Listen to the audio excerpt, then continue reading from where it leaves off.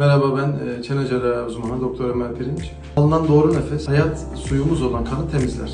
Doğru bir nefes alabilirsek, uykuda ve gündüz kanımız doğru temizlenmiş olur ve hücrelere doğru bir şekilde temizlenmiş olan kan iletilmiş olur. Beyin sadece uykuda dinlenir. Kaliteli ve düzgün bir uyku için doğru nefes şarttır.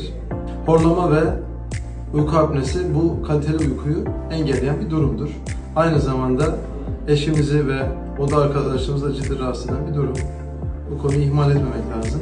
Sebeplerine baktığımız zaman ağız ve burun kaynaklı sebeplerden oluşuyor. Ağız kaynaklı sebepler daha çok dilin büyümesi ve küçük dilin uzaması. Burundan kaynaklı ise burun tıkanıklığı, burundan rahat nefes alamama kaynaklı horlama ve uyku apnesi görülebiliyor.